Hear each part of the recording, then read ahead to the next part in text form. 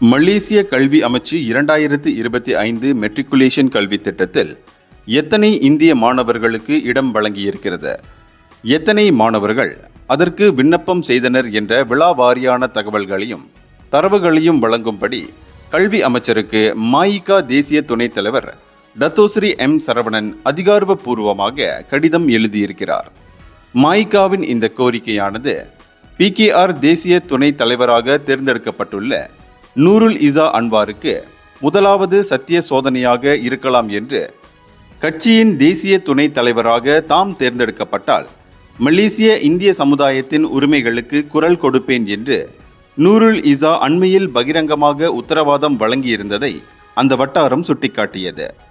இந்தியர்கள் மிக நீண்ட காலமாக எதிர்நோக்கி வரும் பிரச்சினைகளுக்கு தீர்வு காண்பதற்கு அவர் வாக்குறுதி அளித்திருக்கிறார்.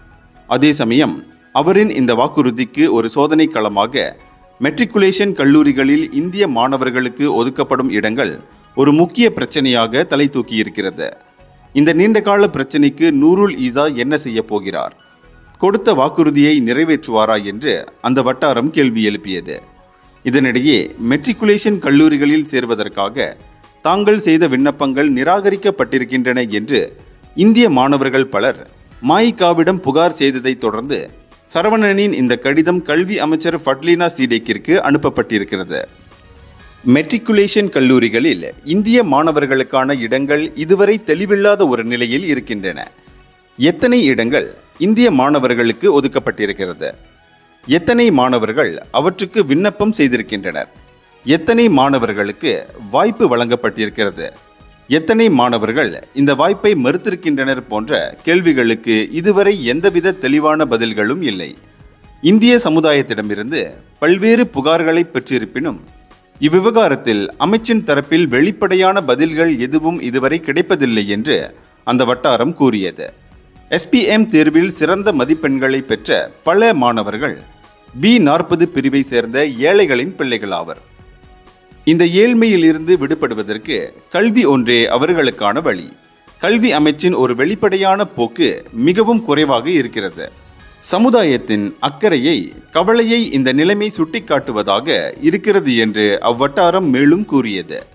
புத்ராஜயாவில் உள்ள கல்வி அமைச்சிடம் இக்கடிதம் ஒப்படைக்கப்பட்டிருக்கிறது.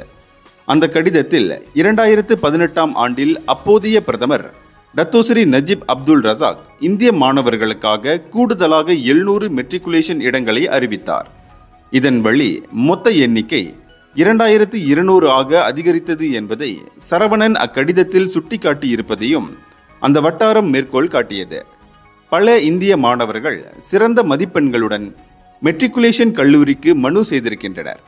ஆனால் தங்களது மனுக்கள் நிராகரிக்கப்பட்டதாக பல மாணவர்கள் மாயிகாவை அழைத்து தங்களது மனக்குமுறலை வெளிப்படுத்தி இருக்கின்றனர் என்பதையும் டத்தோஸ்ரீ சரவணன் அக்கடிதத்தில் சுட்டிக்காட்டியிருக்கிறார். இந்தியர்களின் இதய குரல் மக்களோசை.